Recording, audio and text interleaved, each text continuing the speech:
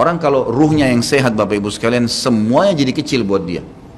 Julaibib radhiyallahu anhu sahabat Nabi itu, saking kecilnya badannya itu sampai diangkat oleh Nabi SAW dengan satu telapak tangan karena kecilnya badannya. Tapi di perang ya Uhud dia bisa membunuh 7 orang kafir. Tidak ada hubungannya dengan kecil badannya, tapi ruhnya kuat, besar. Waktu Nabi SAW balik dari perang Uhud dan terkalahkan oleh orang-orang kafir Quraisy dengan hikmah Allah Subhanahu wa taala, semua sahabat waktu itu mati syahid 70 orang di Uhud, sisa 630 orang bersama Nabi SAW, semuanya terluka, dan minimal luka sahabat waktu itu minimal 7 luka, sabetan pedang, hantaman tombak, sobekan, pokoknya luka semua sahabat. Sampai ada sahabat sudah nggak bisa jalan karena kakinya sobek, punggungnya sobek, dinaikin di kuda, tiba di rumah tinggal dibaringin.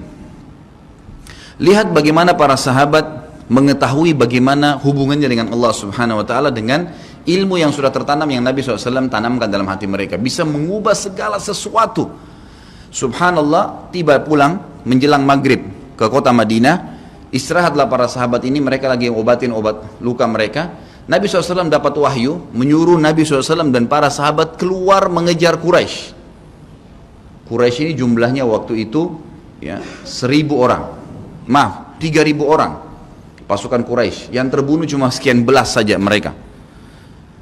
Dan mereka sudah merasa bangga dan pulang ke kota Madinah, pulang meninggalkan Madinah, karena Uhud itu dekat Madinah.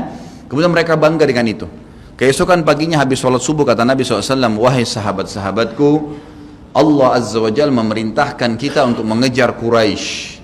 Maka pulanglah masing-masing kalian di suku kalian, lalu motivasi siapapun yang ikut kemarin di Uhud, semua, mau sakit, mau enggak, mau luka, mau enggak, tapi ini luka semua nih, minimal punya 7 luka ya. Kita kadang-kadang mungkin kuku kita kecabut aja sudah susah ke masjid, ini sabetan pedang, sobek, rusak semua tubuh mereka. Dikatakan dalam riwayat sampai para sahabat ada yang tidak bisa ngomong karena sudah kesakitan yang luar biasa. Kata Nabi SAW, semua yang ikut di Uhud kemarin keluar lagi, 630 orang semua harus keluar. Bagaimana caranya? Pokoknya ngumpul keluar, perintah Allah.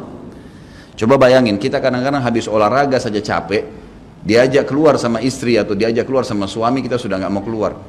Capek biasa olahraga.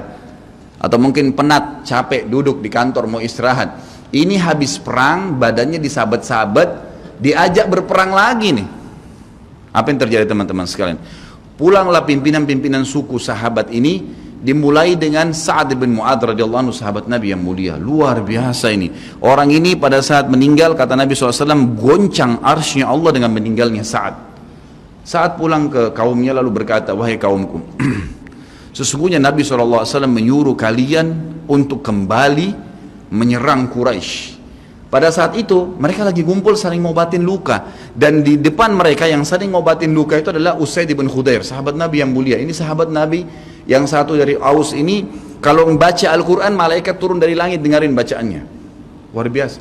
Lagi ngobatin lukanya sambil dia berkata, waktu dikatakan Nabi SAW menyuruh kalian mengejar Quraisy, kata Usaid bin Khudair lagi ngobatin lukanya, sami'na wa ata'na, kami dengar dan kami patuh, ditinggalin lukanya. Lalu seluruh suku itu saling nopang satu sama yang lain, mendatangi masjid Nabi SAW untuk ikut berperang lagi.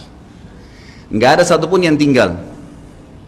Ada yang luar biasa, saya terus terang nangis waktu dengar kisah itu, luar biasa. 2 orang anak muda Ansar, saya setiap kenang kisah ini selalu nangis, nggak bisa tahan karena luar biasa. Anak 2 orang ini belasan tahun umurnya, dan dua-duanya nggak bisa jalan Bapak Ibu sekalian, nggak bisa jalan. Luar biasa. Sudah sobek kakinya, sobek punggungnya, bahkan dikatakan di bagian leher ada irisan, di bagian lehernya ada irisan, gitu kan. Kesakitan. Dua-dua ini diturunkan dari kuda, ditidurkan, adik kakak nih.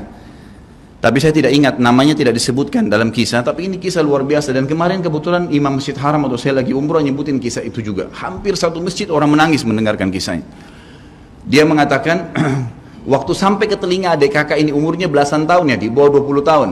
Kalau Nabi SAW memanggil seluruh yang hadir di Uhud untuk kembali berperang. Ini mereka nggak bisa jalan nih. Si kakak bilang sama adiknya, kita nggak bisa tinggal di sini nih. Rasulullah SAW sudah memanggil kita untuk menjawab panggilan Allah. Kata adiknya, bagaimana caranya kita merangkak? Bagaimana caranya kita ke sana? Nggak ada yang bisa nopang. Ini berdua lagi sakit.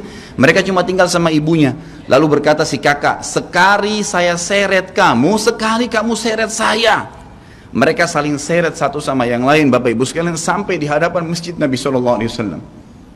Lihat bagaimana iman mereka kepada Allah Subhanahu Wa Taala, luar biasa.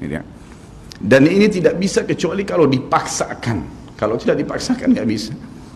Semoga Allah SWT jadikan kita orang yang selalu memaksakan diri untuk ibadah. Karena kalau tidak, kita nggak paksakan, kita akan mati dalam keadaan konyol dan menyesal. Karena tingkatan-tingkatan di surga akan hilang. Percuma. Baik, saya bacakan. Pasal kedua. Adab terhadap Allah Subhanahu Wa Taala.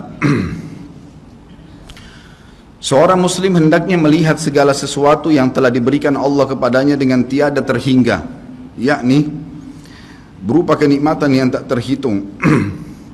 Terlindungnya dia pada saat menempel di dalam rahim ibunya, ketika berupa nutfah atau air mani, menentukan perjalanan hidupnya hingga hari bertemu dengan Rabbnya Allah Azza wa Jal.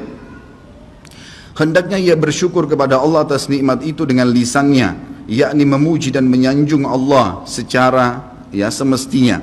Juga bersyukur kepada Allah dengan anggota badan, dengan cara menggunakannya di dalam ketaatan kepada Allah Subhanahu Wa Taala. Karena mengingkari nikmat, tidak mengakui kelebihan yang diberikan Allah, mengingkarinya beserta kebaikannya, bukanlah termasuk adab kepada Allah. Sebagaimana Allah berfirman dalam surah An-Nahl ayat 53, A'udzubillahi minasyaitonirrajim. Wa ma bikum min ni'matin faminallah. Dan apa saja nikmat yang ada padamu, maka itu dari Allah datangnya. Dalam surah An-Nahl ayat 18 Allah berfirman, A'udzubillahi minasyaitonirrajim, wa in ta'uddu ni'matallahi la tuhsuha. Dan jika kalian menghitung-hitung nikmat Allah, maka kalian tidak akan mampu untuk menghitungnya. Begitu banyak nikmatnya Allah, Bapak Ibu sekalian. Kita berbuat maksiat, pelanggaran-pelanggaran, tapi Allah masih bisa memberikan kita oksigen gratis. Cahaya masih bisa ditangkap oleh mata kita. Telinga kita masih bisa menangkap suara sehingga mengetahui apa yang diinginkan oleh kita. Setelah bertahun-tahun berbuat dosa, dengan taubat kepada Allah, Allah bisa ampuni. Itu luar biasa. Nikmat Allah tidak bisa terhitung. Rugilah orang-orang yang tidak menyembah Allah Subhanahu Wa Taala. Dan kalau seandainya, kata Ibnu Taimiyah rahimahullah, orang-orang yang bermaksiat kepada Allah itu tahu bagaimana nikmatnya keimanan yang ada dalam hati kami ini, sehingga kami bisa menangis dan kami bisa merasakan dekatnya dengan Allah, bahkan merindukan surga dan selalu merasa diri jauh dari neraka, maka niscaya mereka akan membelah dada-dada kami dan mengambil keimanan itu, karena mereka tidak akan pernah merasakannya. Keimanan akan membuat makanan sederhana menjadi mewah, tidur di tempat yang biasa akan menjadi nyaman, bahkan cobaan seberat apapun menjadi kecil buat kita, karena keimanan kepada Allah Subhanahu Wa Taala. Dan itu sebuah nikmat. Itu hanya bisa dirasakan kalau kita betul-betul memaksakan diri beribadah kepada Allah Subhanahu Wa Taala.